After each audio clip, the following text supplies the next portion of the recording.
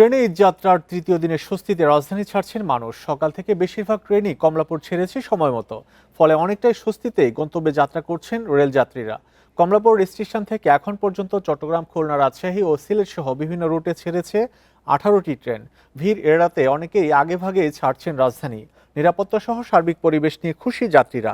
এখন পর্যন্ত নেই কোনো শিডিউল বিপর্যয়, নেই যাত্রী চাপও। রোববার পর্যন্ত কোনো ঈদ স্পেশাল ট্রেন ছাড়েনি। তবে দেশের বিভিন্ন বিভাগীয় রুটে সারাদিন কমলাপুর রেল স্টেশন থেকে মোট 54টি ট্রেন ছেড়ে যাওয়ার কথা রয়েছে।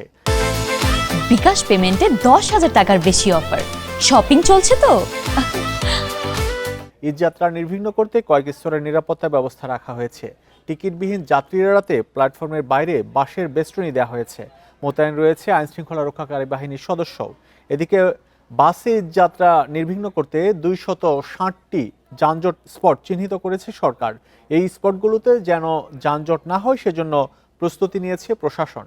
ঈদযাত্রার আরও খবর জানবো। কমলাপুর রেল স্টেশন থেকে যুক্ত হচ্ছেন সহকর্মী মাহিমা হোসেন। মাহিমা, একটু জানাবেন এখন পর্যন্ত যেসব ট্রেন ছেড়ে গেছে সব সময় মতো ছেড়ে গেছে কিনা, আর যাত্রী যারা আছেন তাদের কোনো অভিযোগ আছে কিনা?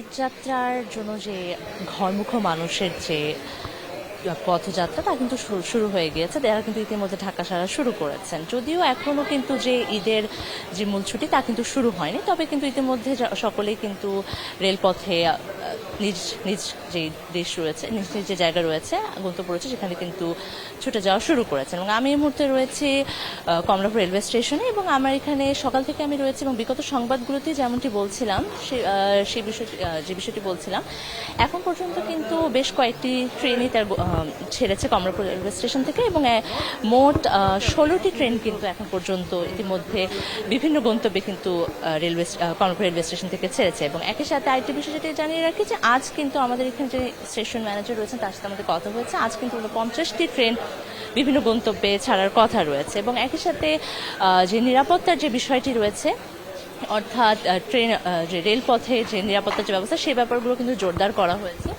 এবং একই সাথে কিন্তু যাতে সকলে যেহেতু এবার টিকিট অনুযায়ী যাতে সকলে আসন পায়, এই বিষয়টি নিশ্চিত করার জন্য, যেমন এখন আমি আপনাদের যেমনটি দেখাতে পারি যে এখানে টিকিটিং যে চেকিং এর বিষয়টি রয়েছে, সেটির জন্য কিন্তু নিরাপত্তা ব্যবস্থা বেশ জোরদার করা হয়েছে। এবং সকল ক্ষেত্রে যাত্রীদের টিকিটিং চেক করা হচ্ছে। একই সাথে যে প্রবেশপথ রয়েছে সেই প্রবেশপথেও কিন্তু টিকিট দেখে যাত্রীদের ভিতরে ঢোকানো হচ্ছে, যাতে এবার যাতে নিরাপদের সাথে। এবং একটি বিষয় যেটি আমরা প্রতি বছরই দেখে থাকি যে ট্রেনের ছাদে অনেককে যাত্রা করতে দেখি, এটি কিন্তু খুবই ঝুঁকিপূর্ণ। স্টেশন ম্যানেজারের সাথে আমাদের কথা হয়েছে, তিনি যেমনটি বলছেন এটি খুবই ঝুঁকিপূর্ণ, এবং এই ধরনের কোনো ঘটনা, অপ্রীতিকর ঘটনা যাতে না ঘটে এ বিষয়ে তারা বেশ এবার জোরদার রয়েছে। তাদের সকল ধরনের ব্যবস্থা কিন্তু তারা নিয়েছে এবং তারা কিন্তু বেশ তৎপর রয়েছেন। এবং দেখা যাচ্ছে যে যাতে সকল যাত্রী যারা টিকিট কেটেছেন তারা যাতে সেই টিকিট অনুযায়ী আসন পান এবং তাদের নির্ধারিত গন্তব্যে পৌঁছে যান, এবং তাদের যাত্রাপথ যাতে শুভ হোক এবং সুষ্ঠু হোক, সেই বিষয়গুলোই কিন্তু বারবার করে দেখা হচ্ছে। এবং যেহেতু আসলে আরেকটা বিষয় যেটি হচ্ছে, এখন কিন্তু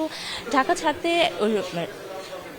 ছাড়তে অনেক মানুষই শুরু করেছেন। কিন্তু আরেকটা বিষয় সেটি হলো যে যেহেতু এখন ঈদের যেটা আমি শুরুতেও বলছিলাম যে যেহেতু মূল যে ছুটি সেটি যেহেতু শুরু হয়নি, ফলে কিন্তু অনেকে আগে ভাগে ঢাকা ছাড়ছেন এবং নিজ নিজ যে গন্তব্য রয়েছে সেখানে চলে যাচ্ছেন, যাতে স্বস্তিতে ট্রেনে ঢাকা ছাড়ছেন মানুষ। মাহিমা, আপনাকে ধন্যবাদ আমাদের সাথে যুক্ত হওয়ার জন্য।